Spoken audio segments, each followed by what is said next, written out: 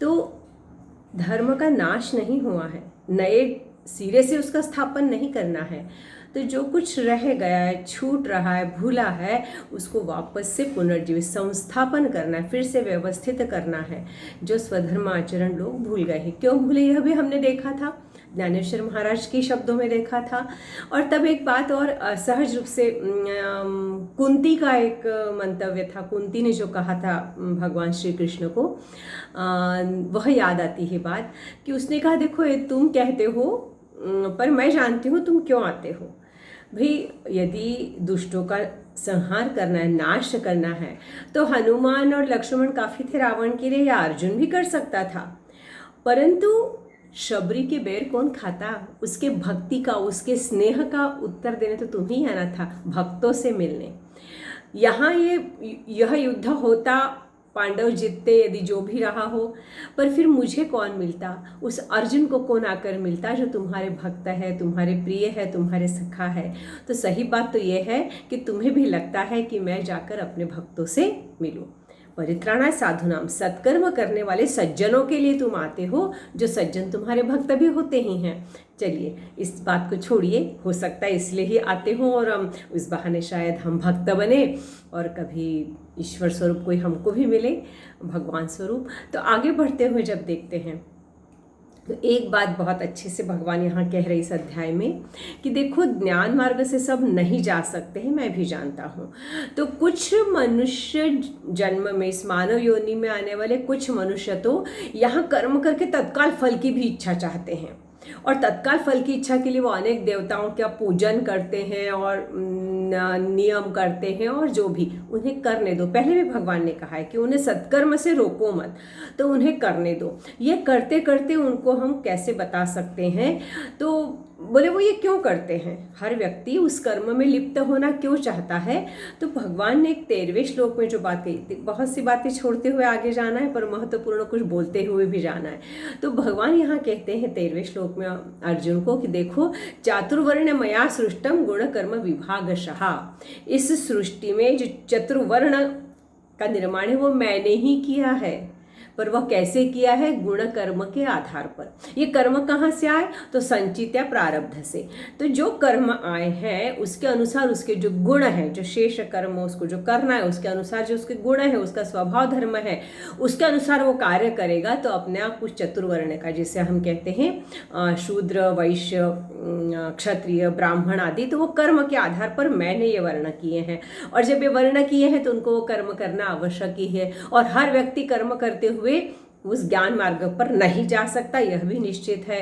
पर जाने के प्रयास कैसे करता है ये मैं बताना चाहता हूँ। और अब तुम कहोगे कि तुमने सब रचा है, रचयिता तुम हो, तुमने कर्म किया है।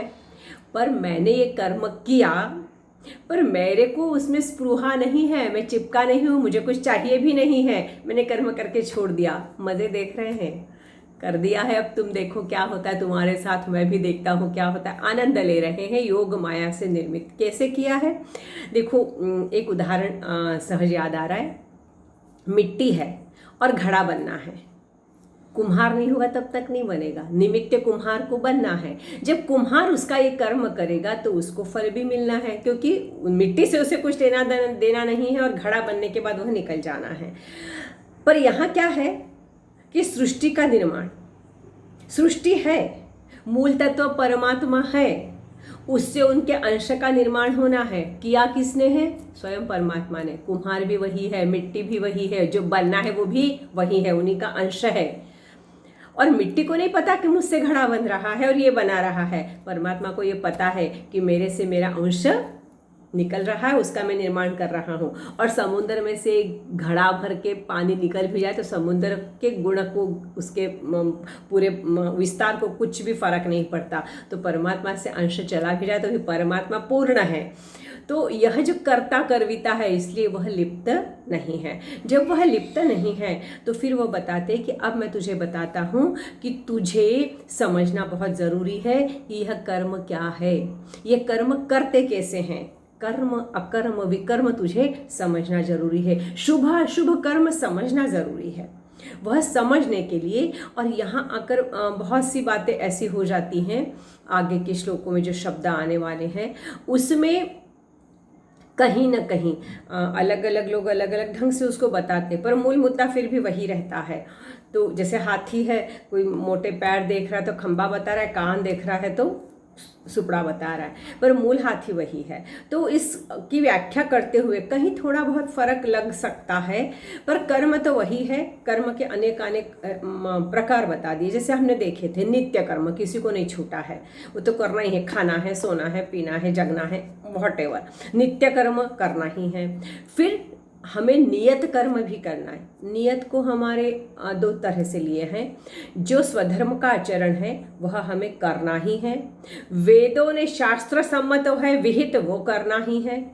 तो वह जो हमारे को नियत कर दिए हैं वह कर्म हर एक को करना ही है। अब वो नियत कर्म कैसे करना, इसी पर बात आगे बढ़ती है। कुछ नैमित्तिक होते हैं, निमित्त मात्र के कारण करने पड़ते। कुछ विशेष कारण आगे तो करना है। हम घर पर पूजा अलग तरह से करेंगे, तीर्थ पे जाएंगे तो अलग तरह से करेंगे। पूजा नित्य कर्म था मेरा, और मेरा कभी कभी मैं स्वधर्म भी था, मेरा वो नियत कर्म भी था। वेदों के अनुसार कर रहा हूँ, मेरा विहित कर्म भी था। परंतु मैं तीर्थ यात्रा में गया तो उसका थोड़ा सा रूप बदल गया, तो फिर वह हमारा उस निमित्त हो गया कुछ पूजन। तो इस तरह से कर्म है जो इस तरह से हम करते रहते हैं और करना ही है। अब एक शब्द है विकर्म। सामान्य तौर से विकर्म को निषिद्ध कर्म माना गया है, और कहीं कहीं इसको विकर्म को दो तरह से लिया है। विकर्म एक विशेष कर्म और एक निषिद्ध कर्म, ऐसे दो भाग भी किए गए हैं। विशेष परिस्थितियों में किया गया, विशेष रूप से सौंपा गया तो विशेष कर्म। हम इसमें ज़्यादा नहीं जाएंगे, हम तो कर्म के प्रकार देखते हैं जो हमको करना ही है। वो कैसे करना है इसकी बात आगे आती है। और निषिद्ध कर्म है। निषिद्ध कर्म मतलब जो शास्त्र सम्मत नहीं है, वेद सम्मत नहीं है। पर अब हम इस पे ऊपर क्या सोचेंगे, हमारे लिए हम ये सोचते हैं, साधारण तौर से जब मैं इस तरह से देखती हूँ, मुझे वेदों का पता नहीं है, और मुझे निषिद्ध क्या है इसका यदि मैं डिफाइन करने लगूँ तो मेरे लिए वह चीज़ हो जाती है जो उस समय उस स्वधर्म का पालन करते हुए किसी के अहित में तो नहीं है, वह मेरे परिवार के लिए हितकर होना, मेरे समाज के लिए हितकर होना, मेरे राष्ट्र के लिए हितकर होना। मेरा स्वधर्म आचरण करते समय भी जो अहितकारी है वो मैं ना करूं तो वह निषिद्ध नहीं है, करूं तो वो मेरे लिए निषिद्ध कर्म है। और इसलिए जो सम्मत नहीं है, समाज मान्य नहीं है, परिवार के लिए मान्य नहीं है, वह कर्म मुझे नहीं करना चाहिए, वह मेरे लिए निषिद्ध कर्म है। यह मेरे को सोचना चाहिए। हमारे परिवार के कुछ नियम होते हैं, कभी कभी हमारे परिवार में ये काम नहीं करना ऐसा कहा जाता है, उसके बाद भी यदि हम वो करते हैं तो वो हमारा निषिद्ध कर्म हमने आचरण किया, ऐसे मानना चाहिए। वेद सम्मत नहीं करना तो बहुत आवश्यक ही है, पर हम उतनी गहराई में यदि नहीं जाते हैं तो समाज में जो मान्य नहीं है, नियम में नहीं है, वह कर्म मुझे नहीं करना है, वह निषिद्ध कर्म है मेरे लिए। हम इतना छोटा सा क्यों नहीं अपना सकते हैं? यदि ये छोटा सा भी अपना लेते हैं तो हम अपने स्वधर्म की ओर अग्रसर हो सकते हैं। तो बहुत से नियम होते हैं, हमारे घर के खान पान के नियम होते हैं, उठने के जगने के नियम होते हैं। हमारा स्वधर्म आचरण करते हुए हम वो कर सकते हैं तो बहुत ही अच्छा होता है, पर हम नहीं ही कर सकते हैं, आजकल की जो परिस्थितियां हैं काम करने की, तो कोई समस्या नहीं, पर हम कर सकते हैं पर हम नहीं करते हैं, और जो अमान्य है वही करने पर तुले हैं, तो वो हमने निषिद्ध कर्म किए हैं।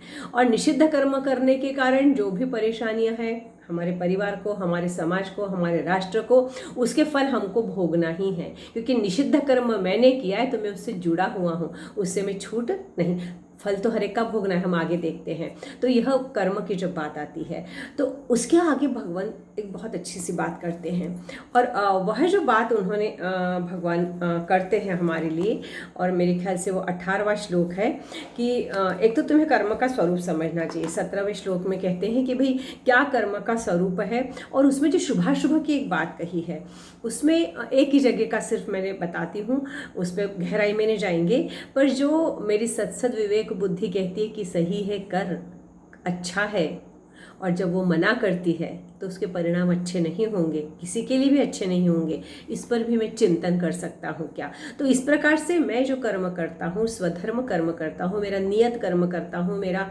विहित कर्म करता हूँ, तो वह कर्म करते समय मुझे इन सब बातों का चिंतन करना चाहिए। मेरे हाथ से कोई निषिद्ध कर्म तो नहीं हो रहा है, इस पर भी मुझे चिंतन करना चाहिए।